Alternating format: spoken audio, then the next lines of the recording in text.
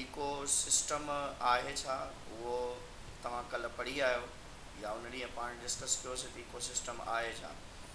Ecosystem असल में हिकु यूनिट आहे, इकोलॉजी जो यूनिट आहे, कम्युनिटी जो यूनिट आहे। इहा आहे असां वटि chapter number, this is chapter number 12, some major ecosystems, some major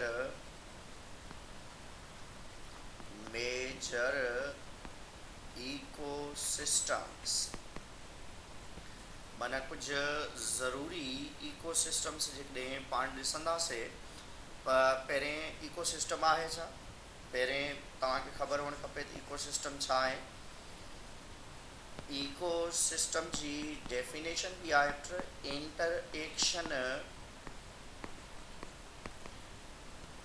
between biotic and abiotic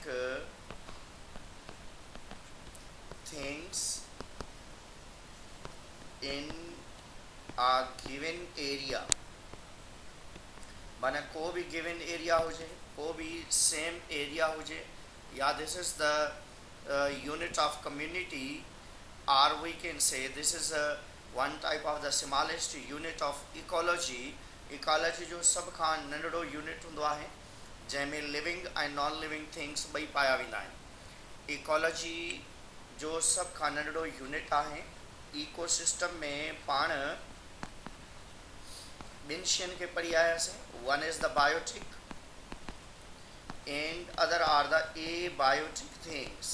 हाणे हिन चैप्टर में ॿी का बि शइ नई न आहे, माना हिन चैप्टर में तव्हांखे ॿुधाइणो आहे त बायोटिक फैक्टर्स कहिड़ा आहिनि ऐं एबायोटिक फैक्टर्स जा नाला ॿुधाईंदा आहियूं।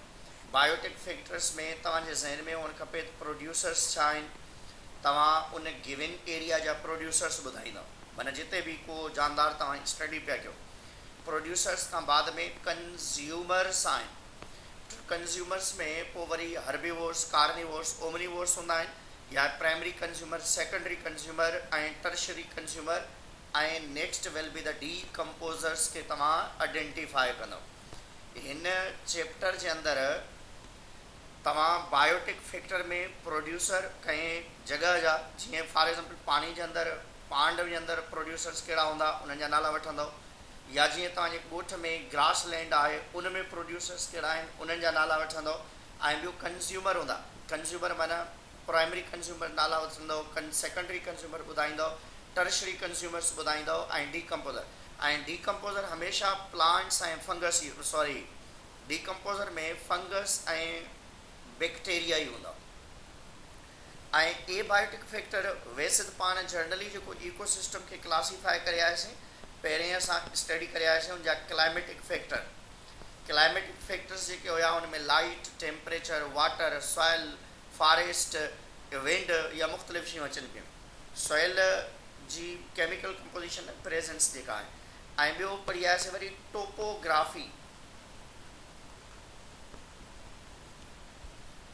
टोपोग्राफिक फैक्टर भी चई सघो था। Topographic, topo means top of earth, ज़मीन जी जेका मथांछरो या सरफेस आहे उहो तव्हां पढ़ी आहे।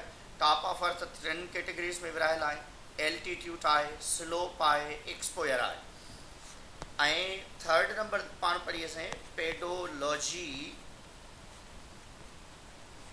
या पेडोजेनेसिस। एडेफिक फैक्टर भी चई सघो था, एडेफिक फैक्टर्स भी तव्हां चई सघो था। दोबारा सम्झी वेंदो, इकोसिस्टम जा ॿ पार्ट हूंदा आहिनि, वन इज़ द बायोटिक। हिते जॾहिं बि पाण डिस्कस कंदासीं त हिन चैप्टर जे अंदरि उन इकोसिस्टम में मौजूदु प्रोड्यूसर, कंज्यूमर, डीकम्पोज़र्स जा नेम्स ॿुधाइणा आहिनि असांखे। ऐं एबायोटिक फैक्टर्स में तव्हां क्लाइमेटिक, टोपोग्राफिक, पेडोलॉजी या एडेफिक फैक्टर्स हूंदा, पर हिते असां इन्हनि खे जनरली असां एबायोटिक फैक्टर्स जे लिहाज़ सां आइडेंटिफाई कंदा ईंदासीं त उहे कीअं ऐं कहिड़े तरीक़े सां आहिनि। हाणे इन खां अॻिते ईंदो त इकोसिस्टम जी क्लासिफिकेशन आहे जेका तव्हांखे पहिरें बि ॿुधाई आहे मूं। हिन चैप्टर में जीअं ॾिनल आहे उन क्लासिफिकेशन खे तव्हां ॾिसंदव। हिकिड़ा हूंदा आहिनि इक्वेटिक इकोसिस्टम ऐं ॿिया हूंदा आहिनि टेरेस्ट्रियल इकोसिस्टम्स। त जेके इक्वेटिक इकोसिस्टम आहिनि उन में असांखे ॿ पढ़ना आहिनि। हिकिड़ो पढ़णो आहे फ्रेश वाटर इकोसिस्टम, जेको असां स्टार्ट कंदासीं। फ्रेश वाटर इकोसिस्टम, हाणे इन फ्रेश वाटर इकोसिस्टम में पांड इकोसिस्टम खे तव्हां स्टडी करे सघो था। पांड माना तलाव खे, पांड इकोसिस्टम खे। किथे किथे वरी जेके आहिनि इकोरम इकोसिस्टम बि अची वेंदो आहे, माना घर में जेको नंढड़ो कंटेनर तव्हां ठाहियो था उनजे अंदरि जानदार खे रखी सघो था। ऐं ॿियो आहे मेरीन वाटर इकोसिस्टम, जंहिंमें खारो पाणी। मेरीन वाटर इकोसिस्टम में पाण सी या ओशियन खे डिस्कस कंदासीं। दोबारा सम्झींदो, हिन चैप्टर में ॿिनि क़िस्मनि जा इकोसिस्टम आहिनि। हिकिड़ा आहिनि इक्वेटिक, उन में फ्रेश वाटर पांड इकोसिस्टम पढ़ंदो, ऐं मेरीन वाटर इकोसिस्टम में तव्हांखे सी या ओशियन्स जी सरफेस खे बि तव्हांखे डिस्कस करायो वेंदो। ऐं टेरेस्ट्रियल इकोसिस्टम में पाण वटि हिकिड़ो आहे forest ecosystem. One is the forest ecosystem, one is the forest ecosystem आहे। फॉरेस्ट इकोसिस्टम में तव्हां प्लांट्स जे बारे में पढ़ंदो। पोइ फॉरेस्ट इकोसिस्टम वरी मुख़्तलिफ़ क़िस्म जा हूंदा। हिकिड़ा कोनीफेरियस फॉरेस्ट हूंदा, ट्रॉपिकल रेन फॉरेस्ट हूंदा, ऐं टेम्परेट डेसिडियस फॉरेस्ट हूंदा, ऐं मुख़्तलिफ़ क़िस्म जा फॉरेस्ट हूंदा जिन्हनि खे पाण जनरली हिते डिस्कस कंदासीं त उहे कहिड़े क़िस्म जा फॉरेस्ट आहिनि। फॉरेस्ट इकोसिस्टम खां बाद में पाण वटि हिकिड़ो हूंदो आहे grass land ecosystem. Grass land, grass land में तव्हांजा फसलनि वारा एरिया था अचनि, जिते तव्हां फसल पोखियो था, जिते तव्हां प्लांट्स पोखियो था। तव्हांखे हिते कुझु बि न आहे करिणो।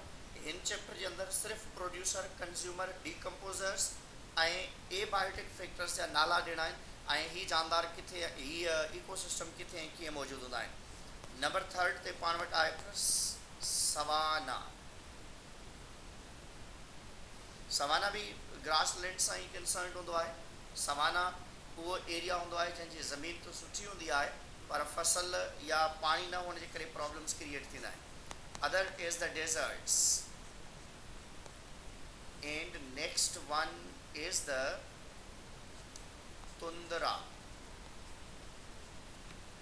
तुंद्रा टेरेस्ट्रियल इकोसिस्टम में खुश्की वारे एरिया में जेके इकोसिस्टम असां वटि मोर इम्पॉर्टेंट ऐं कॉमन जिन्हनि खे असां डिस्कस कंदासीं उन्हनि में फॉरेस्ट इकोसिस्टम।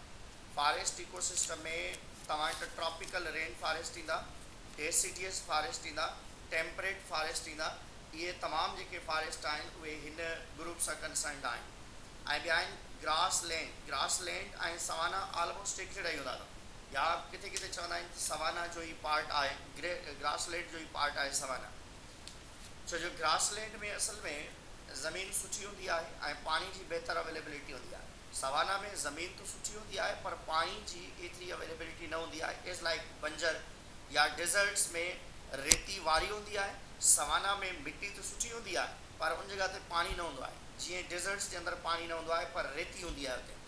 ऐं तुंद्रा वरी थधा इलाइक़ा अथव, जीअं आर्कटिक रीजन्स आहिनि या उन खां बाद में तव्हां वटि मथां जेके बि इलाइक़ा आहिनि उहे ज़्यादातर हिन कैटेगरी में ईंदा अथव। हाणे वधीक जेको वक़्तु आहे उहो असां हिन इकोसिस्टम जी तरफ़ ॾींदासीं त फ्रेश वाटर इकोसिस्टम आहे छा असल में। फ्रेश वाटर इकोसिस्टम में पाण वटि कॉमन इकोसिस्टम जेको असांखे स्टडी करणो हूंदो आहे उहो आहे पांड इकोसिस्टम। पांड तलाव खे चइबो अथव। तलाव जेके हूंदा आहिनि, जेके पाण मच्छीअ जा तलाव रखंदा आहिनि उनखे पांड इकोसिस्टम चइबो अथव। पांड इकोसिस्टम छो जो बीठल पाणी हूंदो आहे पांड इकोसिस्टम में। ऐं जनरली असां वटि ॿ कंसेप्ट हूंदा आहिनि, हिकिड़ो हूंदो अथव रनिंग वाटर, ॿियो हूंदो आहे स्टेशनरी वाटर हूंदो आहे। जेकॾहिं पाणी बीठल आहे त उनखे स्टेशनरी वाटर चई सघो था ऐं scientifically that's known as lentic water. Lentic water चइबो अथव इएं, लेंटिक वाटर। ऐं जेकॾहिं रनिंग वाटर आहे, हलंदड़ पाणी आहे, जीअं दरिया जो पाणी आहे, वाह जो पाणी आहे, उनजे लाइ वर्ड यूज़ कबो आहे lotic water. One is the lentic and other is the lotic. Pond is the lentic water पज़िंग पांड जे अंदरि तलाव जे अंदरि छा हूंदो आहे बीठल पाणी हूंदो आहे छो जो पांड ठाहींदा आहियूं मच्छीअ जो हुनजे अंदरि पाण पाणी विझंदा आहियूं ऐं हुन पाणीअ जे अंदरि ई मच्छियूं जेके सर्वाइव करे रहियूं त इन करे हुन बीठल पाणी खे तव्हां लिंटिक हलंदड़ पाणी खे तव्हां लोटिक वाटर जो नालो ॾेई सघो था। हाणे इन कंडीशन खे असां जेकॾहिं अॻिते खणी हलूं त इन में जेके प्लांट्स एनिमल्स असांखे कॉमन मिलंदा आहिनि इन कैटेगरी में हिकिड़ा तव्हां वटि ए बायोटिक कंडीशन आहे ए बायोटिक माना तव्हां वटि पहिरें वाटर आहे वाटर सां गॾोगॾु जेके डिज़ोल्वड सबस्टेंसिस आहिनि डिज़ोल्व सबस्टेंसिस जो मतिलबु आहे जानदार मरनि था उन जानदारनि जी बॉडी मां जेके न्यूट्रेंट्स निकिरनि था पोइ न्यूट्रेंट्स उहे मुख़्तलिफ़ क़िस्म जा हूंदा आहिनि माना जानदार जी जेके मटीरियल्स मां जेके निकिरनि था ऑर्गेनिक सबस्टेंसिस बि थी सघनि था। हाणे जॾहिं ऑर्गेनिक मटीरियल्स जॾहिं डिकम्पोज थियनि था उन्हनि मां मैक्रोन्यूट्रेंट्स जीअं कार्बन हाइड्रोजन ऑक्सीजन पोटेशियम जीअं पाण वटि मैक्रोन्यूट्रेंट्स आहिनि उन मैक्रोन्यूट्रेंट्स जे अंदरि कॉमनली मैक्रोन्यूट्रेंट्स में पाण वटि कार्बन आहे हाइड्रोजन आहे ऑक्सीजन आहे ऐं पोटाशियम आहे मैग्नीशियम आहे ऐं इन खां बाद में पाण वटि सल्फर आहे या तव्हां चई सघो था main important thing that are the carbon hydrogen oxygen phosphorus sulphur potassium या मुख़्तलिफ़ क़िस्म जूं बि शयूं। हाणे इन मैक्रो खां बाद में ॿिया हूंदा अथव माइक्रोन्यूट्रेंट्स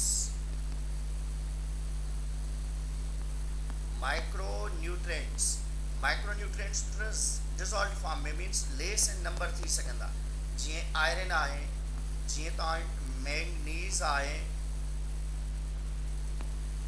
जीअं तव्हां वटि कॉपर आहे जीअं तव्हां वटि ज़िंक आहे इहे तमामु शयूं जेके आहिनि that are concern with the micronutrients तो इहे ऐं इहे माइक्रोन्यूट्रेंट्स जेके आहिनि स्पेशली पाणी जे अंदरि माइक्रो ऐं मैक्रोन्यूट्रेंट्स पाणी जे अंदरि डिज़ोल्व फॉर्म में पाया वेंदा आहिनि ऐं इन्हनि मटीरियल्स खे एनिमल्स या प्लांट्स जेके आहिनि ॿिया जानदार जेके आहिनि इन्हनि खे यूटिलाइज़ कंदा आहिनि। हाणे तव्हां जेकॾहिं बायोटिक फैक्टर जी ॻाल्हि कंदव हाणे बायोटिक फैक्टर में ज़ाहिरी ॻाल्हि आहे हिन में प्रोड्यूसर्स हूंदा कंज्यूमर हूंदा डीकम्पोज़र्स हूंदा पहिरें जेकॾहिं पाण इन खे प्रोड्यूसर्स जे लिहाज़ सां ॾिसूं त तव्हां वटि इम्पॉर्टेंट प्रोड्यूसर्स जेके हिते पाया था वञनि उहे स्टैंडिंग वाटर वारा पाया था वञनि माना बीठल पाणी वारा जेके आहिनि उहे पाया था वञनि। हाणे हिते जेके आहिनि माइक्रोफाइट्स माना माइक्रोस्कोपिक जानदार जेके आहिनि माइक्रोफाइट्स जीअं microscopic are unicellular plant like organisms आहिनि प्लांट लाइक ऑर्गेनिजम्स में तव्हां वटि कहिड़ा आहिनि फाइटोप्लांक्टन्स उनखे चइबो अथव फाइटोप्लांक्टन्स चवंदा आहियूं उन्हनि खे। फाइटोप्लांक्टन्स जो मतिलबु इहो हूंदो आहे जीअं तव्हां वटि अलजी आहे जीअं तव्हां वटि क्लेमेडोमोनास आहे जीअं तव्हां वटि नॉस्टक आहे या इहे तमामु जानदार जेके आहिनि असां वटि स्पेशली कहिड़ी कैटेगरी में ईंदा आहिनि वन इज़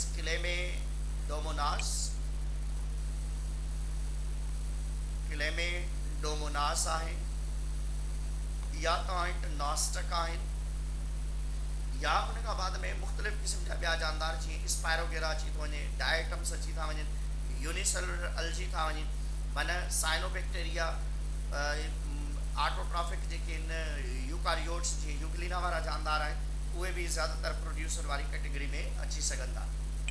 ऐं जीअं मैक्रोफाइट्स आहिनि means they are larger little bit larger than the micro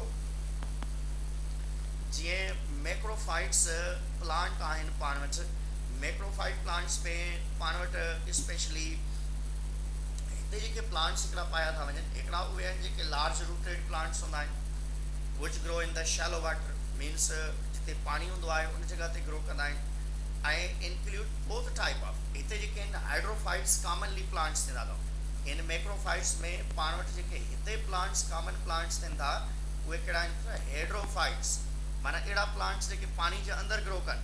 हिकिड़ा हूंदा आहिनि टोटली सबमर्जिड हूंदा आहिनि, जंहिंमें हेड्रिला, पोटामेगाटॉन्स, वल्सेनेरिया ऐं पार्शली सबमर्जिड हूंदा आहिनि। पार्शली सबमर्जिड जो मतिलबु इहो हूंदो आहे त हिकिड़ा मर्जिड हूंदा आहिनि, इमर्जिड हूंदा आहिनि, जेके कंप्लीटली ॿाहिरि निकितल हूंदा आहिनि। सबमर्जिड हूंदा आहिनि, कुझु पानी जे अंदरि कुझु ॿाहिरि वारी कंडीशन हूंदी आहे। त जेके टोटली सबमर्जिड आहिनि, पानी जे अंदरि जेके पाया था वञनि, अंदरि ई हूंदा आहिनि हेड्रिला, पोटामेगाटॉन्स, वल्सेनेरिया, सीपा वारा प्लांट्स, ट्रेपा वारा प्लांट्स आहिनि। ऐं पार्शली मर्जिड प्लांट्स जेके आहिनि उनमें लोटस, इकोनिया या अहिड़े क़िस्म जा प्लांट्स जेके आहिनि उहे कॉमन हूंदा अथव। त हेड्रोफाइट्स में हिकिड़ा आहिनि असां वटि टोटली सबमर्जिड जेके टोटली सबमर्जिड प्लांट्स आहिनि उन्हनि में हेड्रिला इज़ द इम्पॉर्टेंट वन, ऐं उन खां बाद में ट्रेपा इज़ द इम्पॉर्टेंट वन, ऐं उन खां बाद में पोटामेगाटॉन्स आर द इम्पॉर्टेंट वन। ऐं जॾहिं त सबमर्जिड जेके आहिनि, पार्शली सबमर्जिड जेके आहिनि, पार्शली सबमर्जिड जेके प्लांट्स आहिनि,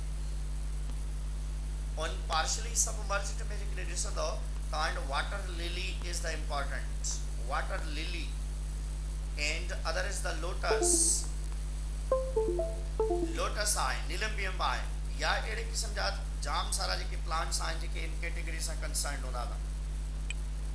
हाणे इन खां बाद में पाण वटि आहिनि कंज्यूमर्स, प्रोड्यूसर्स उहे जेके ऑटोट्रॉफिक हुजनि, प्रोड्यूसर्स उहे जेके ऑटोट्रॉफिक हुजनि, कंज्यूमर उहे जेके खाधे खे कंज्यूम कनि, जंहिंमें प्राइमरी कंज्यूमर, सेकेंडरी कंज्यूमर ऐं टर्शरी कंज्यूमर। इन में कॉमनली जेके प्राइमरी कंज्यूमर्स आहिनि पाण वटि, one are the primary consumers. तो जेके प्राइमरी कंज्यूमर्स आहिनि स्पेशली हर्बीवोर्स ही हूंदा आहिनि, हर्बीवोर्स खे ही प्राइमरी कंज्यूमर्स चइबो आहे।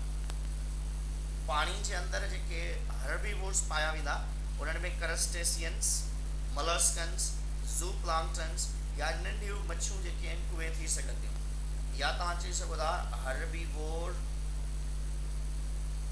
फिश थी सघे थी। ऐं उन खां बाद में टर्टल्स कॾहिं कॾहिं अची वेंदा अथव, टर्टल्स हर्बीवोर्स हूंदियूं आहिनि। ऐं ॿिया उन खां बाद में करस्टेशियंस अची सघनि था, ऐं कुझु मलस्कन्स अची सघनि था। ये तमाम जानदार जेके आहिनि that are known as consumer, primary consumers चइबो आहे इन्हनि खे। प्राइमरी कंज्यूमर्स खां बाद में हूंदा आहिनि सेकेंडरी कंज्यूमर्स।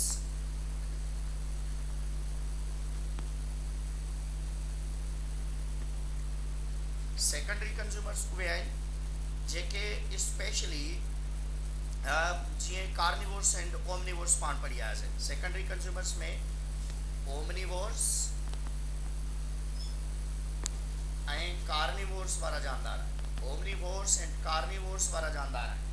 ओमनिवोर्स ऐं कार्निवोर्स वारा जानदार जेके उहे सेकेंडरी कंज्यूमर आहिनि हिते।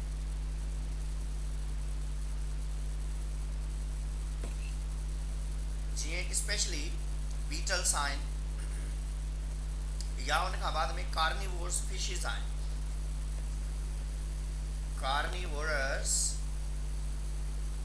फिशिस आहिनि, वॾियूं मच्छियूं जेके नंढनि मच्छियुनि खे खाईंदियूं आहिनि, या डाइविंग बीटल्स आहिनि।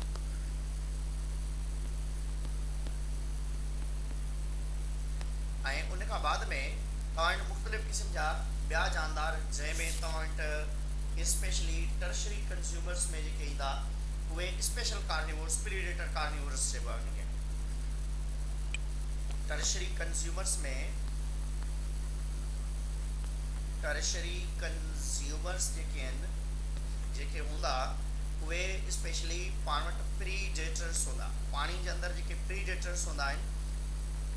हाणे पांड ते तलाव जे पासे में तव्हां ॾिसंदव पखी अची करे वेहंदा आहिनि, बर्ड्स अची करे वेहंदा आहिनि, ऐं तमामु ख़तरनाक कंडीशन हूंदी आहे जेकॾहिं तव्हांजे इन तलाव जे पासे में अची करे को पखी अची करे वेहे, छो जो पखी अची करे वेहंदो तव्हां जूं मच्छियूं सभु खणी वेंदो। तव्हां उन जॻह ते जेके बि जेके बर्ड्स आहिनि, जेके कार्निवोरस बर्ड्स आहिनि, स्पेशली अची करे तव्हांजे तलाव जे पासे में वेहंदा मच्छी खणण जे लाइ, उहे बि आहिनि। ऐं उन खां बाद में कुझु टर्टल्स बि हूंदियूं आहिनि, टर्टल्स।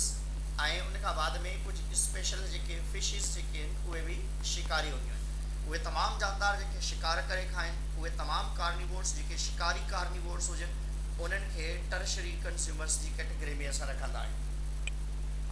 ऐं ॿिया आहिनि डीकम्पोज़र्स। डीकम्पोज़र्स specially fungus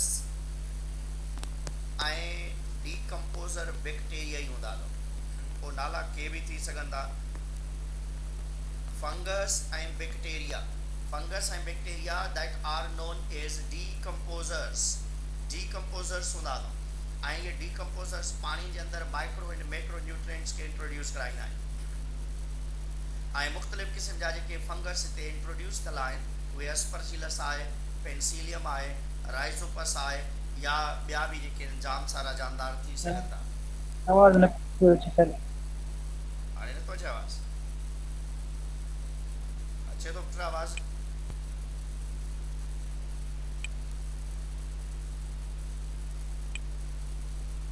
marine water ecosystem ज़मीन जो सभ खां वॾे में वॾो इक्वेटिक इकोसिस्टम अथव। मेरीन वाटर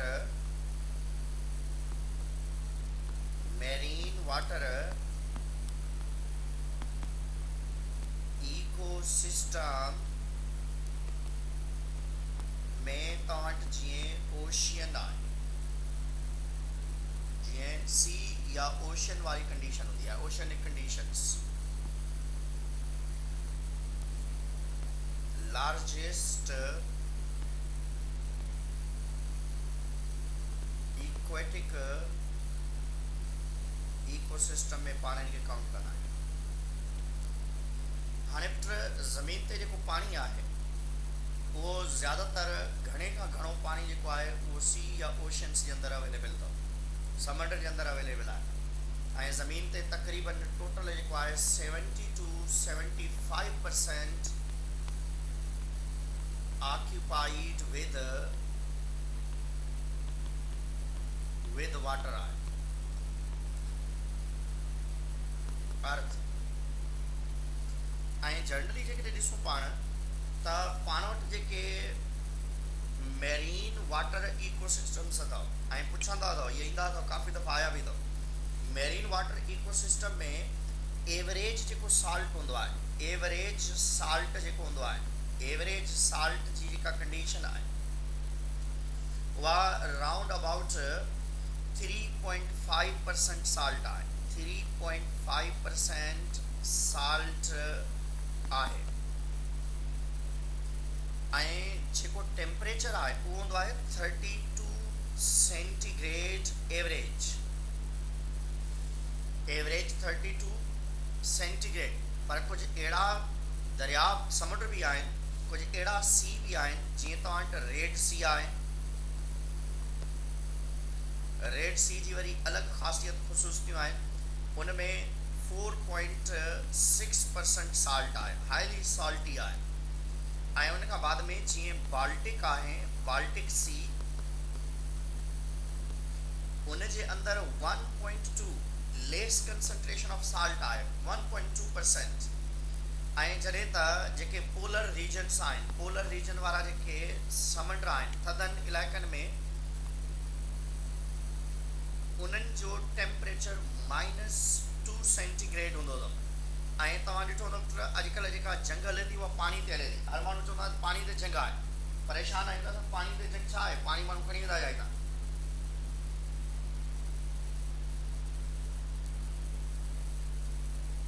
पाणी ते जंग जो मतिलबु आहे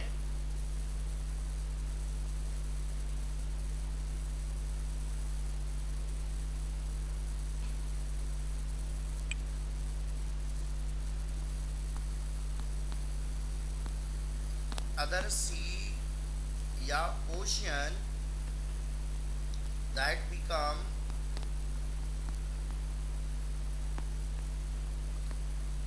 freeze or we can say frozen in winter season.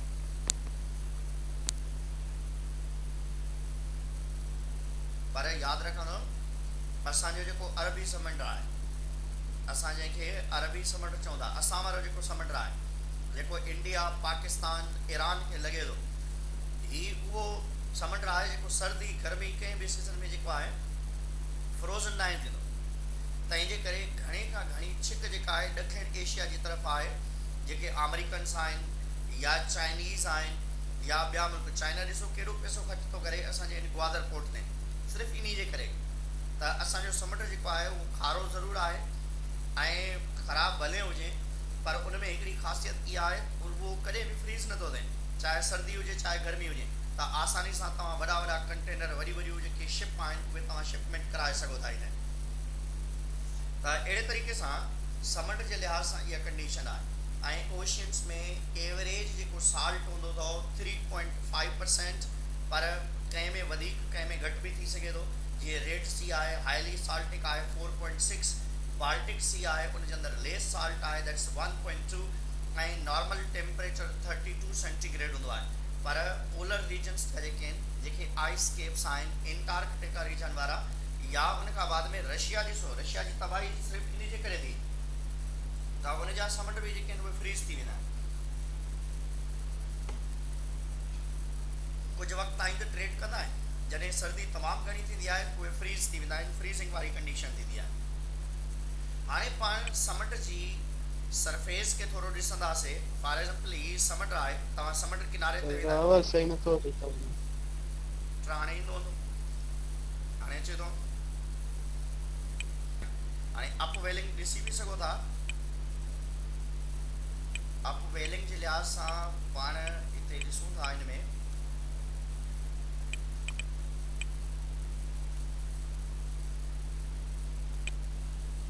Up वेलिंग असल में आहे छा, मेन स्क्रीन खोले ॾेखारियो। Upwelling, we can here discuss the upwelling in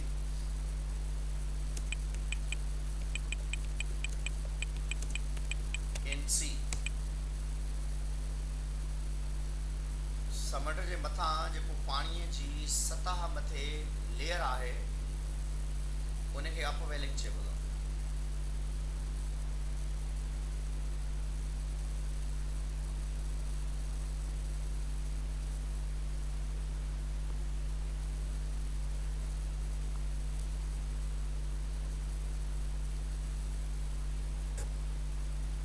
ज़मीन जे पाणी जे मथां हल्की पाणी जी लेयर हूंदी आहे।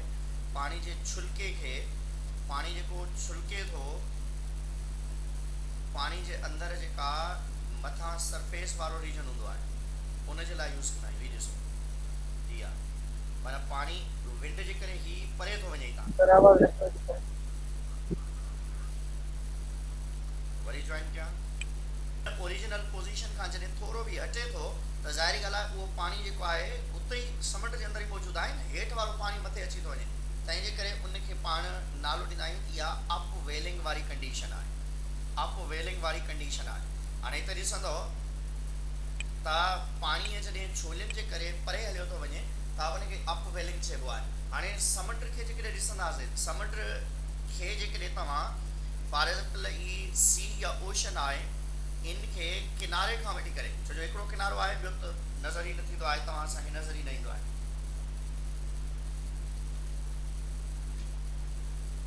हाणे हितां खां जेकॾहिं हॉरिज़ॉन्टली, हाणे ॾिसंदो हिकिड़ो आहे हॉरिज़ॉन्टली डिस्ट्रीब्यूशन अथव, हिकिड़ी छा आहे हॉरिज़ॉन्टली, माना किनारे खां तव्हां अंदरि वञो ऐं सिधो हलंदा वञो त उनखे हॉरिज़ॉन्टली जेकॾहिं क्लासिफिकेशन कंदो त समुंड जा ॿ पार्ट्स या ॿ जेके आहिनि टाइप्स, हिकिड़ो हूंदो आहे नेरेटिक ज़ोन, ॿियो हूंदो आहे ओशनिक ज़ोन। हिकिड़ो हूंदो आहे नेरेटिक ज़ोन, ॿियो हूंदो अथव ओशनिक ज़ोन। नेरेटिक ज़ोन जेको आहे समुंड जो उहो हिसो हूंदो आहे, इन दरिया या समुंड जो उहो हिसो हूंदो आहे जेको तक़रीबन जेको आहे 180 मीटर ताईं डेप्थ में हुजे। माना हितां खां तव्हां हीअं अंदरि वञो ऐं हितां खां डेप्थनेस तव्हां काउंट कंदा वञो। हाणे इहा डेप्थनेस 180 मीटर ताईं हुअणु खपे। जेकॾहिं 180 मीटर खां हेठि आहे, समुंड जेको आहे घणो हेठि आहे, त हिन खे पाण नालो ॾींदासीं त this is the oceanic zone. One is the neritic zone and other is the oceanic region या ओशनिक ज़ोन चई सघो था। हाणे ही वारो रीजन जेको आहे माना 180 मीटर खां डेप्थ खां हेठि वारो region, this is known as neritic reason.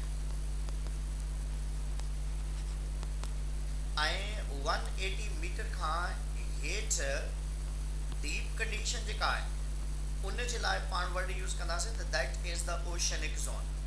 This is oceanic region. वरी दोबारा सम्झी वेंदो, समुंड जे किनारे खां अंदरि घिड़ो तव्हां, माना जीअं तव्हां ॻोठ में वाह में अंदरि घिड़ंदा आहियो, एट ए टाइम खॾ न हूंदी आहे न, अंदरि घिड़ण खां बाद में पेर रखंदा वेंदा आहियो, पेर रखण खां बाद में थोरी देरि ताईं अॻिते वेंदा आहियो, तव्हां ॿुॾणु शुरू कंदा आहियो, त उन खां पहिरियां वारो जेको रीजन तव्हांखे नज़र ईंदो आहे उहो सेफ एंड सिक्योर नज़र ईंदो आहे। छाजे करे? छो जो उनजी डेप्थ घटि हूंदी आहे। ईअं समुंड जे किनारे खां तव्हां अंदरि वञणु शुरू करियो 180 मीटर डेप्थ ताईं, उन रीजन खे तव्हां नालो ॾींदो त इहो ओशनिक नेरेटिक रीजन आहे। छो जो इन जा ॿ पार्ट्स आहिनि, वन इज़ द नेरेटिक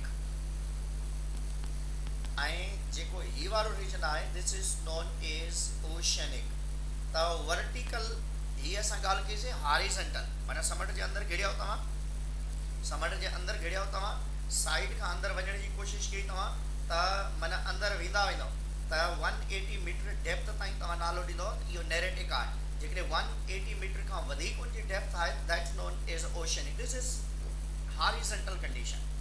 पर जेकॾहिं पाण समुंड खे वर्टिकल ईअं हेठि जी तरफ़ ॾिसूं,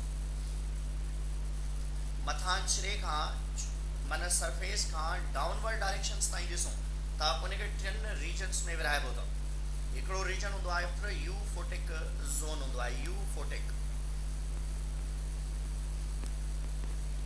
वन इज़ यूफोटिक ज़ोन हूंदो आहे, यूफोटिक ज़ोन हूंदो आहे। ऐं ॿियो हूंदो आहे बाथियल ऐं टियों हूंदो आहे अबासियल। हिकिड़ो आहे यूफोटिक ऐं यूफोटिक खां बाद में हेठिएं रीजन खे तव्हां एफोटिक बि चई सघो था। यूफोटिक जो मतिलबु आहे उन में लाइट पहुचे थी पई। यूफोटिक जो मतिलबु आहे लाइट उन जे अंदरि डेप्थ ताईं डीप ताईं वञी सघे थी, माना जेतिरे ताईं लाइट पहुची सघे थी उहो यूफोटिक, जेतिरे ताईं लाइट नथी पहुची सघे उनखे एफोटिक ज़ोन जो नालो ॾिबो आहे। मथियों जेको रीजन आहे राउंड अबाउट 200 मीटर ताईं उनखे नालो ॾिबो थो यूफोटिक ज़ोन। ऐं 200 खां वठी करे 2000 ताईं, 2000 मीटर ताईं this is known as bathyal zone. This is known as bathyal zone. This one is known as bathyal zone चइबो आहे इनखे। ऐं इन 2000 खां डीप वारो जेको रीजन आहे this is known as abyssal zone. This is known as abyssal zone चइबो आहे इनखे। हाणे दोबारा सम्झी वेंदो, वरी सम्झंदो, माना जेकॾहिं असां वर्टिकल क्लासिफिकेशन कयूं मथां खां डेप्थनेस जे लिहाज़ सां, डेप्थ ऑफ सी ओशन, त उन जो मथियों रीजन आहे this is known as euphotic zone जेको अबाउट 200 मीटर डीप ताईं थी सघे थो। ऐं नंबर 2 हूंदो दैट इज़ बाथियल ज़ोन। हाणे इहो बाथियल ज़ोन जेको आहे उहो आहे अप टू 2000 मीटर ताईं, 2000 मीटर्स ताईं, 2000 मीटर्स ताईं बाथियल आहे। ऐं नंबर 3 आहे abyssal. Deep then bathyal, or we can say below 2000 metre. Euphotic, bathyal ऐं अबासियल एफोटिक में ईंदा अथव। बाथियल ऐं अबासियल एफोटिक में ईंदा अथव। एफोटिक जो मतिलबु आहे जिते लाइट न पहुची सघे ऐं यूफोटिक जो मतिलबु आहे जिते लाइट पहुची सघे। यूफोटिक रीजन में लाइट जी अवेलेबिलिटी होंदी आहे ऐं बाथियल अबासियल में लाइट न पहुची सघंदी आहे। हाणे नेरेटिक ज़ोन्स जे लिहाज़ सां हिकिड़े पाण वर्टिकली असां वटि जेको ॾिनल आहे उहो हॉरिज़ॉन्टल वर्क थियल आहे। हिते हॉरिज़ॉन्टल ॾिनल अथव। हॉरिज़ॉन्टल मतिलबु किनारे खां अंदर जी तरफ़ जेकॾहिं वञो था, माना हिते जेका डेप्थनेस हुअणु खपे उहा 180 मीटर ताईं हुअणु खपे ऐं जेकॾहिं 180 मीटर वारी आहे त उनखे नेरेटिक जो नालो ॾींदो ऐं उन खां वधीक डीप रीजन आहे त that known as oceanic region. This is deeper than 180 meter. This is what horizontal classification of sea. हाणे इन नेरेटिक रीजन में जाम सारा प्लांट्स भी थी सघनि था, जाम सारा छो जो वण इन किनारनि ते हूंदा आहिनि, फाइटोप्लांक्टन्स हूंदा आहिनि, ज़ूप्लांक्टन्स हूंदा आहिनि ऐं हिते जेके छोलियूं थींदियूं अथव जेके नेरेटिक ज़ोन्स ते किथे नेरेटिक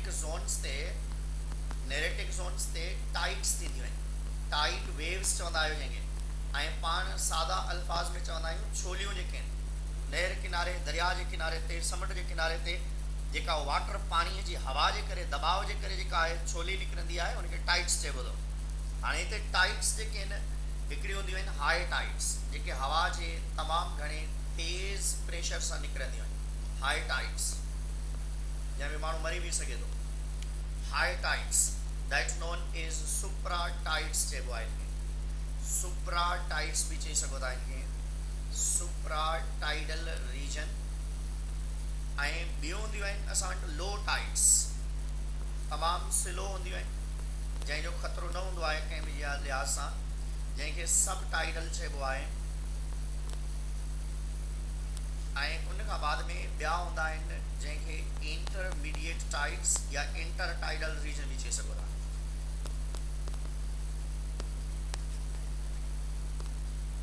हाणे हिते जेके प्लांट्स थियनि था स्पेशली फाइटोप्लांक्टन्स आहिनि, ज़ू प्लांक्टन्स आहिनि, कैलीरा, एक्टोकार्पस, क्लेडोफोरा, डिक्टायोटा, लेमनेरिया या मुख़्तलिफ़ क़िस्म जा जेके बि जेके आहिनि प्लांट्स इहे आहिनि, जानदार जेके आहिनि अलजी वग़ैरह जेके आहिनि उहे हिते जेके आहिनि सर्वाइव करे सघनि था।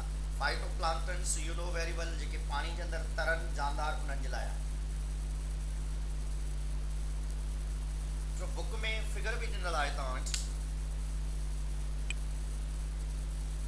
बुक में फिगर भी ॾिनल आहे असां वटि, त किताब में फिगर हिकिड़ी ॾिनल आहे त उन में सभु रीजन्स तव्हांजा ॾेखारियल आहिनि उहे कीअं ऐं कहिड़े। आवाज़ न पियो अचे, छो आवाज़ नथो अचे?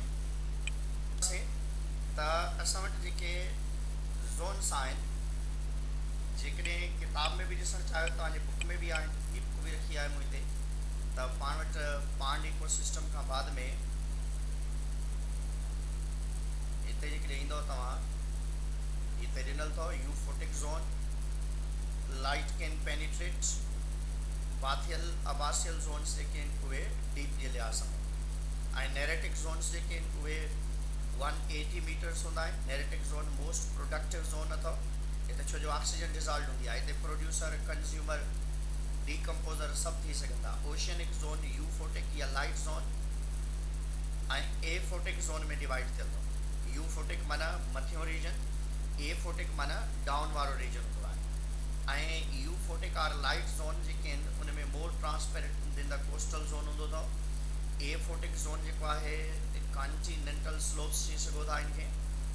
हाणे कॉमन प्रोड्यूसर्स जेके नाला ॾिनल आहिनि हिते उन में एक्टोकार्पस आहे, डिक्टायोटा आहे, क्लेडोफोरा आहे ऐं ॿिया जेके आहिनि मुख़्तलिफ़ स्पीशीज़ आहिनि। Consumers, common consumers are the baleen tooth whale whales आहिनि हुते।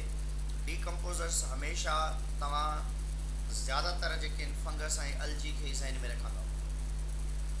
ऐं इन खां बाद में पाण वटि आहिनि हिकु ॿी शइ अञण तव्हांजे बुक में ॾिनल आहे, उहा आहे अगार जे लिहाज़ सां। अगार झग चइबो आहे, माना जॾहिं तव्हां छोलियुनि खे ॾिसंदा आहियो त हिकिड़े क़िस्म जी झग ठही वेंदी आहे। जीअं तव्हां सर्फ एक्सल खे पाणी जे अंदरि विझो था त उन मां जीअं गज ठही थी वञे उन सोल्यूशन वारी कार तव्हां ॾिसंदो जेली लाइक सब्सटेंस तव्हांखे समुंड जे किनारे ते जेका हिकु केमिकल मिलंदो या हिकु सोल्यूशन मिलंदी या हिकु उभरियल जेका आहे बुरबुरा मिलंदा उनखे अगार चइबो अथव ऐं या अगार रीजन्स जेके आहिनि उते अवेलेबल हूंदा आहिनि।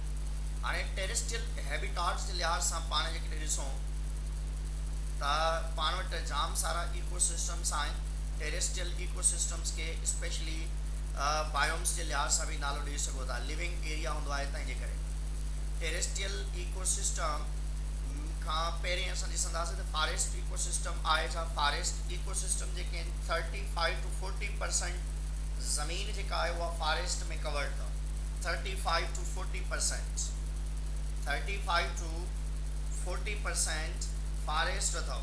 ऐं फॉरेस्ट इकोसिस्टम खे जेकॾहिं तव्हां जनरली ॾिसंदव त दुनिया में तक़रीबन 35 to 40% फॉरेस्ट आहे, पर पाकिस्तान में तक़रीबन 6% आहे।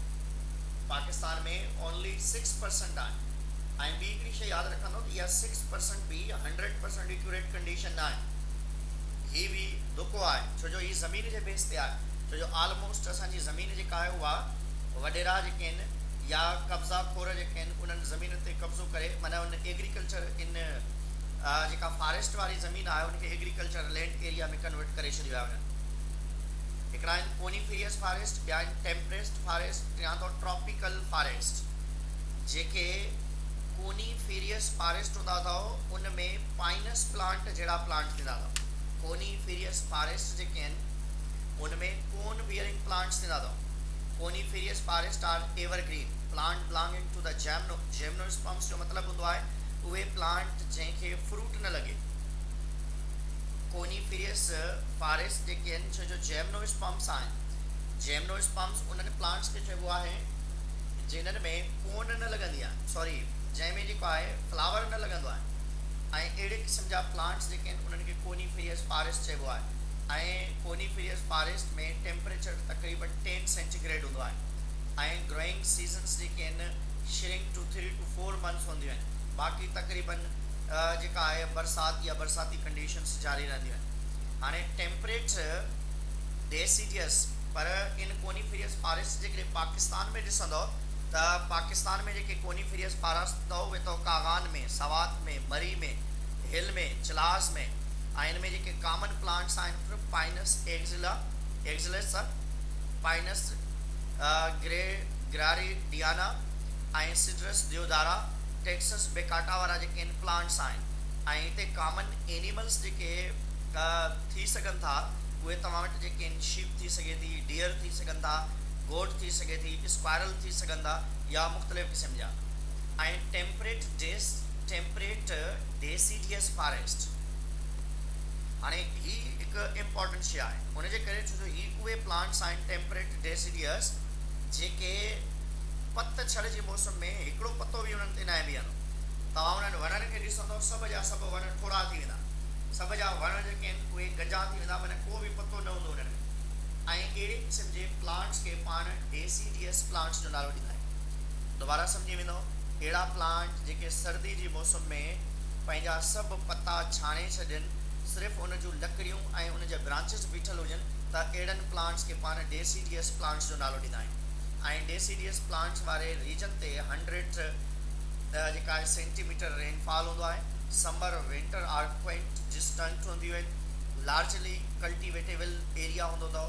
ही दुनिया में नॉर्दर्न हेमिस्फीयर में पाया वेंदा आहिनि। दे आर फाउंड इन north America, south America, eastern Asia, Himalaya, Japan, central Europe में पाया वेंदा अथव। ऐं पाकिस्तान में जेकॾहिं इनखे पाण ॾिसूं त सुरगाम में शुगरान जंहिंखे चइबो आहे, नीलम वैली चइबो आहे, आज़ाद कश्मीर आहे, या beech oak and maple plants जेके आहिनि इहे ज़्यादातर जेके आहिनि कॉमन अथव।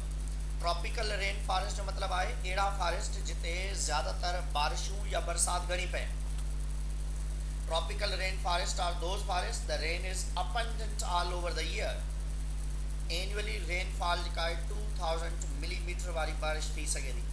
Temperature remain light and constant throughout the year. Vegetation is extremely dense, माना जिते पानी हूंदो ज़ाहिरी ॻाल्हि आहे उते जानदार प्लांट्स जेके आहिनि उहे घणा रहंदा। Tropical rain forest are found in area close to the equator such as the Central Asia, North America, Australia, Africa वारा इलाइक़ा आहिनि। हिन में जेके ए बायोटिक फैक्टर्स आहिनि, वन नंबर ऑफ प्रोड्यूसर्स जॾहिं मरंदा त ज़ाहिरी ॻाल्हि आहे उन मां ई शयूं मिलंदी। Among the biotic substances, the soil is highly rich in the organic and inorganic substances. Dead organic debris हूंदो उनमें, प्लांट जानदारनि जा ॻरियल सड़ियल गंद जेको आहे उहो ज़मीन में वेंदो ऐं ज़मीन ज़रख़ेज़ी वधंदी। ऐं हिते बायोटिक में तव्हां वटि प्रोड्यूसर्स हूंदा, large number of species as many as 300 species of different trees पाया वेंदा। There is competition among the plants are light, छो जो थिक डेंस एरिया हूंदो आहे तंहिंजे करे हर प्लांट खे कोशिशि हूंदी आहे त मूंखे लाइट मिले, तंहिंजे करे उनजी कॉम्पिटिशन घणी हूंदी आहे, तंहिंजे करे ड्रिगा प्लांट बि थींदा आहिनि। Trees which are main part of the forest form the 3 layers. ज़मीन ते 3 क़िस्मनि जा प्लांट्स थींदा आहिनि इन एरिया में। हिकिड़ा उहे प्लांट हूंदा अथव जेके तक़रीबन जेके आहिनि 40 मीटर ड्रिगा हूंदा आहिनि, ॿिया उहे जेके 30 मीटर ड्रिगा हूंदा आहिनि, टिया उहे जेके 20 मीटर ड्रिगा हूंदा आहिनि। माना हिन एरिया में जेके प्लांट्स आहिनि उन्हनि जी जेकॾहिं हाइट ॾिसंदव उहा 3 क़िस्मनि जी आहे, 20 metre in height, 30 metre in height, 40 metre average in height तव्हां चई सघो था। त हिन खे कैनोपी चइबो अथव। कैनोपी माना प्लांट्स जिते ऑक्यूपाई कनि, जिते प्लांट्स हूंदा आहिनि उनजी स्टडी कंदव त उनखे फाना चइबो अथव, फ्लोरा चइबो अथव। ऐं जेकॾहिं एनिमल्स हूंदा त उनखे फाना चइबो आहे। एनिमल्स खे फाना, प्लांट्स जे लाइ फ्लोरा जो वर्ड यूज़ थींदो अथव। ऐं हिते फाना ऐं फ्लोरा ॿिन्हिनि खे डिस्कस कंदासीं त हिते कंज़्यूमर में प्राइमरी कंज़्यूमर्स जेके आहिनि, स्पेशली प्राइमरी कंज़्यूमर्स जेकॾहिं पाण ॾिसूं हिते त दुनिया जा तक़रीबन 85% birds that are surviving on the tropical rainforest because that is a dense area। छो जो हिते तमामु घणो फॉरेस्ट थिए थो, जिते फॉरेस्ट जंगल, जंगली जीवत, बारिशूं सभु शइ अवेलेबल हुजे त ज़ाहिरी ॻाल्हि आहे उते बर्ड्स घणा अची करे रहंदा आहिनि, छो जो बर्ड्स दुनिया जा आज़ाद तरीन पंछी या जानदार आहिनि। त 85% of the total world species of bird are present in the tropical rainforest। Primary consumer में ants, beetles, hoppers, bugs, spiders, monkeys या different other organism. Secondary consumers में हिते ज़्यादातर, छो जो तव्हांखे ख़बर आहे प्लांट आहिनि त उते उनजा फीड बि जेका आहे प्लांट ते हूंदी, पोइ के सीड खाईंदा, के फ्रूट खाईंदा, के नेक्टर माना उनजी खुशबू या उन मां जूस जेके आहिनि पिया पीअंदा। सेकेंडरी कंज्यूमर्स हिते जेके आहिनि पाण वटि live on the trees, they are live on the trees, various snakes थी सघंदा, प्रीडेटर्स बर्ड्स थी सघंदा, फ्रॉग्स थी सघंदा, लिज़र्ड्स थी सघंदा, गार्डन लिज़र्ड्स थी सघंदा, यूरोमेस्टिक्स या मुख़्तलिफ़ क़िस्म जा ॿिया जानदार जेके आहिनि उहे सेकेंडरी कंज्यूमर में। टर्शरी कंज्यूमर्स जेके हिते हूंदा, टर्शरी कंज्यूमर्स जेके टाइगर्स हूंदा, लाइन थी सघंदा, स्नेक्स थी सघंदा, मुख़्तलिफ़ बर्ड्स थी सघंदा। soil of tropical rainforest is very rich in wide variety of bacteria। हिते बैक्टीरिया तमामु घणा थींदा अथव ऐं फंगस बि रेट ऑफ डीकम्पोजिशन घणी हूंदी आहे। उनजे करे छो जो ॻरियल सड़ियल पता प्लांट जा घणा किरंदा ज़मीन ते, हाणे जॾहिं उहे ज़मीन ते घणा किरंदा ज़ाहिरी ॻाल्हि आहे उनखे डीकम्पोज करण जी बि ज़रूरत पवंदी। हाणे पहिरें ॾिसूं था ग्रास लैंड खे, पोइ तव्हांखे ॿुधाईंदो समन छा आहे। ग्रास लैंड जिते तव्हांजी ज़मीन सुठी ज़मीन आहे, ग्रास लैंड ज़मीन जो तक़रीबन 19% ऑफ 23 to 25% जेका माना टोटल जेका लैंड एरिया आहे उनजो 19% पाण जेको आहे छा में यूज़ कयूं था, ग्रास लैंड आहे ऐं 6% फॉरेस्ट आहे ऐं फॉरेस्ट 6% उन में कुझु जेके ॿियूं शयूं बि आहिनि। Grass covered the about 19% of Earth's surface and it is providing food to all over the living capacity या terrestrial organisms that are surviving on the earth। grassland ecosystem में जेके फसल पाण पोखियूं था, इंसान ज़ात खे जेको बि खाधो मिले थो, जेको बि खुराक मिले थी, majority of food material we are getting from the grassland। तंहिंजे करे इनखे ब्रेड बास्केट बि चइबो अथव, खाधे जी टोकरी चइबो अथव इनखे। ग्रासलैंड के ब्रेड बास्केट चइबो अथव। ब्रेड बास्केट माना ब्रेड बास्केट वञे करे छो जो इन मां असांखे huge number of food material में ही उहे एरिया आहिनि जेके तव्हांजे घर वारा आहिनि, तव्हांजे ॻोठ वारा आहिनि, तव्हांजे इलाइक़नि वारा आहिनि, उहे ग्रासलैंड आहे। Found where annual rainfall is about 25 to 250 to 260 millimetre. Normal बारिश पवंदी आहे जंहिंजे करे फसल आसानी सां थी वेंदा आहिनि. Grasslands are found in the temperate, climatic and do not have woody plants. Grassland are open land communities with the limited moisture conditions, irregular rainfall, sharp seasonal हूंदियूं आहिनि. माना तव्हां ॻोठनि में ॾिसो अचानक बारिश पइजी वेंदी, बरसातनि जी सीज़न ई न हूंदी, शयूं जेके पाणे. Soil of this region has large amount of humus हूंदो आहे जंहिंजे करे तव्हांजा फसल सुठा थींदा. Pakistan found in the Chitral, Gilgit, Waziristan, Kashmir, मुख़्तलिफ़ एरिया जेके आहिनि ग्रासलैंड में अचनि था. एबायोटिक कंपोनेंट्स जेके आहिनि असांजा inorganic organic substances in the soil and atmosphere आहिनि. हिते जेके प्रोड्यूसर्स आहिनि plants grassland depend upon amount of rainfall ranges from 150 to 250 centimeter tall species. Grass of 5 centimeter. Soil of grassland is rich in humus. ऐं मुख़्तलिफ़ conditions आहिनि. हिते तव्हां फसल थींदा, सीरियल्स थींदा, कार्न, वीट, ओट, बार्ले. इनखे ब्रेड बास्केट बि चइबो अथव. इनखे ब्रेड बास्केट बि चइबो अथव. ब्रेड बास्केट जो मतिलबु खाधे जी टोकरी, माना जंहिंमें पाण खे अटे वारा प्लांट्स मिलनि था, जंहिंमां अटो मिले थो पाण खे. हाणे प्राइमरी कंज्यूमर्स जेकॾहिं पाण ॾिसूं त तव्हांजे ॻोठ में जेके बि मेंहूं, गऊं, बकरी, रिढ, घोड़ो, उठ, गॾ या जेके बि तव्हांजे इर्द गिर्द में जानदार जेके गाह खोर आहिनि उन्हनि तमामु खे प्राइमरी कंज्यूमर्स जो नालो ॾेई सघो था. जेके बि तव्हांजे इर्द गिर्द में तव्हां जॾहिं बि ॻोठ में वञो त जेके बि गाह खोर जानदार तव्हांखे नज़र अचनि उन्हनि खे चवंदो प्राइमरी कंज्यूमर आहे. सेकेंडरी कंज्यूमर्स में फ्रॉग, लिज़र्ड्स, स्नेक्स, बर्ड्स, कॾहिं कॾहिं शिकारी, फॉक्सिस, लोमड़, गिदड़, ल्यूपर्ड्स भी अची वेंदा आहिनि. टर्शरी कंज्यूमर्स में वरी तव्हांखे कॾहिं केट आहे, डॉग आहे या ॿिया जेके फ्रॉग्स बि कुझु आहिनि, कुझु ॿिया जानदार बि जेके आहिनि कॉमनली. डीकम्पोज़र्स में बि पाण वटि आहिनि many bacteria, fungus like moulds आहिनि. Bacteria and fungus are the main and important. Savanna जी तरफ़ जेकॾहिं ईंदो, सवाना उन एरिया खे चइबो आहे जिते बरसाति घटि पए, बिल्कुलु घटि पए. माना ज़मीन सुठी हुजे, ज़मीन बहितर हुजे, ज़मीन में जेका शइ पोखियो उहा थी वञे, पर पाणी न हूंदो त ज़मीन छा कंदी. पर ऐं हिते बरसाति पवंदी आहे त तमामु घणी पवंदी आहे, न पवंदी आहे त बिल्कुलु ई न पवंदी आहे. जीअं पाण चवंदा आहियूं त वञी बाबा थर में वस, हिते छा कंदे त थर में वसण सां छा थींदो, को फ़र्क़ु न पवंदो, छो जो हुते माण्हुनि जा क्रॉप्स न आहिनि, फसल न आहिनि, तंहिंजे करे. Savanna is a Spanish word आहे. Savanna means the meadow. Savanna is the term applied to any tropical vegetation region from the pure grassland to woodland with much grass. हिते ज़्यादातर ग्रासिस हूंदी अथव ऐं उहे मीटर्स में ग्रासिस थी वेंदियूं आहिनि. हिते जी जेको टेम्परेचर आहे उहो 18 सेंटीग्रेड रहे थो सालाना. ऐं हिते जेके फॉरेस्ट आहिनि असां वटि ड्राइंग सीज़न वेरी लॉन्ग हूंदी आहे. हिते temperature range from more than 18 centigrade हूंदो आहे. Throughout the year, savanna covers the South Amazon forest of the Sudan, East Africa highlands, South American, South Indian, Australia. Due to the relatively large dry season and uneven distribution of rainfall, forest cannot be developed and variety of plant and animals can be seen. So keep in mind here, this is very important ecosystem.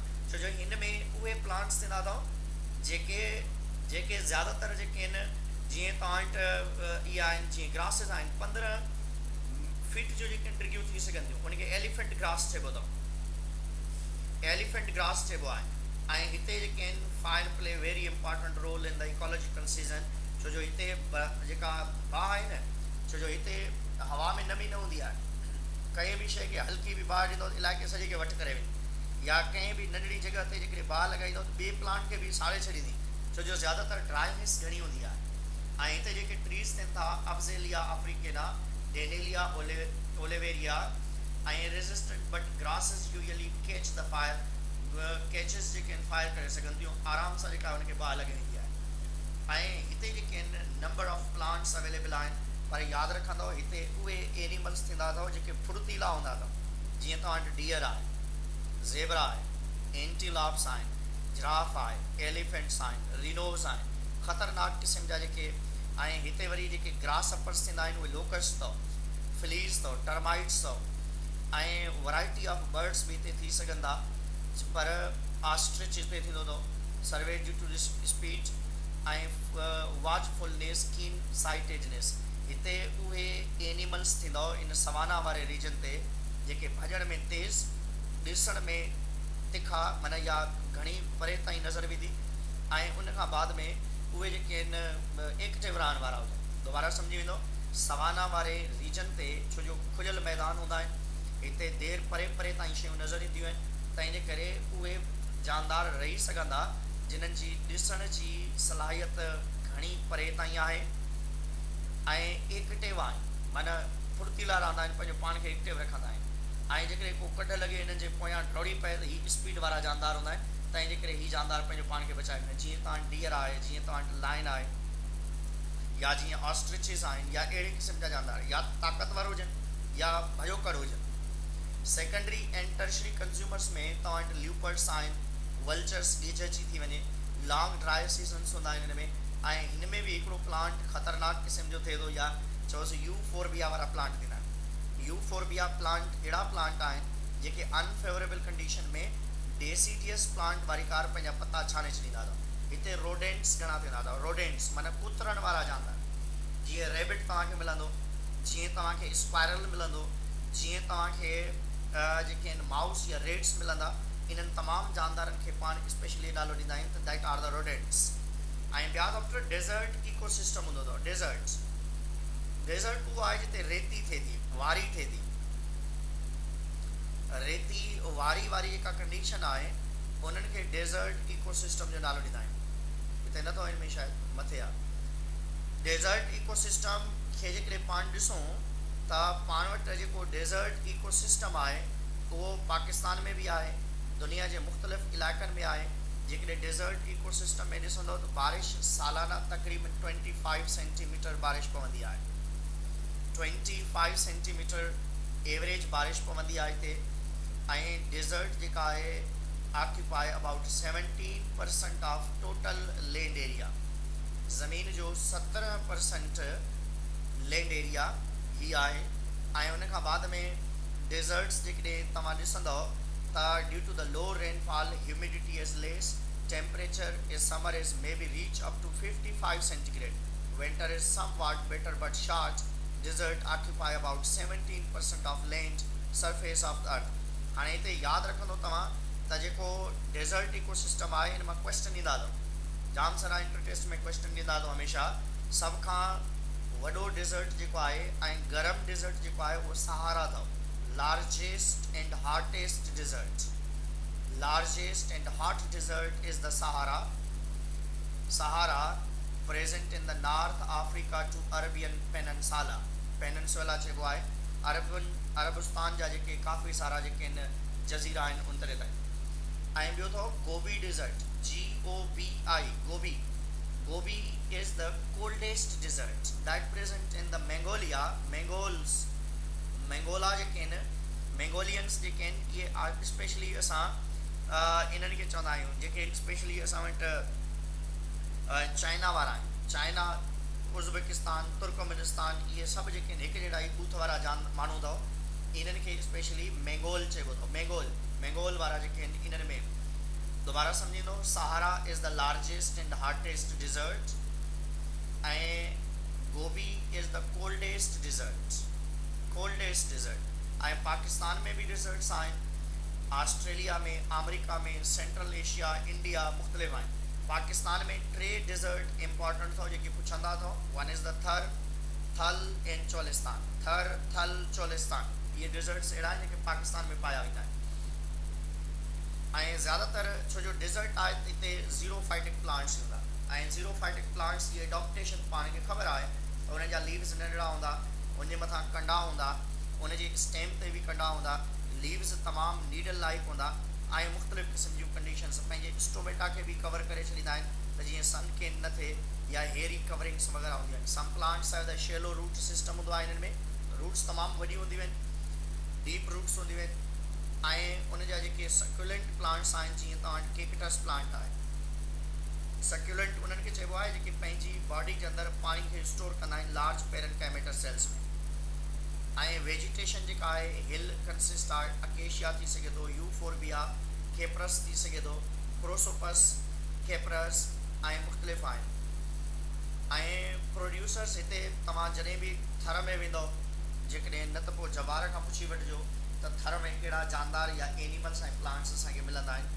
थर में जेके plants मिलंदा, खिप मिलंदी तव्हांखे, खबड़ मिलंदी, कांडेरो मिलंदो तव्हांखे, ट्रूअ मिलंदो तव्हांखे, ऐं अहिड़े क़िस्म जा जाम सारा जेके आहिनि प्लांट्स तव्हांखे उते मिलंदा। ऐं एनिमल्स जेके आहिनि deserted animals shows the various adaptations conserving the water. उन में उठ ज़रूरु आहे, जेको उठ आहे कैमल, उहो ज़बरदस्त जानदार आहे जेको इन एनवायरमेंट में सर्वाइव करे सघे थो। Many animals live in burrows where humidity is high and temperature is low. Animal are nocturnal हूंदा आहिनि, छो जो ॾींहं जे टाइम निकिरण जी सलाहियत उनजे करे कोन रखंदा आहिनि, छो जो ॾींहं जे टाइम निकिरंदा हिकु त मुख़्तलिफ़ जानदारनि जे झपट में अची वेंदा, ॿियो गर्मी तमामु घणी हूंदी आहे, उनजे करे राति जो निकिरंदा आहिनि। Many animals do not drink water and rely on the water present in the succulent food। माना खोड़ सारा जानदार अहिड़ा आहिनि जेके पाणी न पीअंदा आहिनि, खाधो जॾहिं खाईंदा आहिनि उन मां ई ह्यूज क्वांटिटी ऑफ वाटर मिली वेंदो आहे। Animal have ability to pull on the with less water. Common deserted animals आहिनि ऐं इन में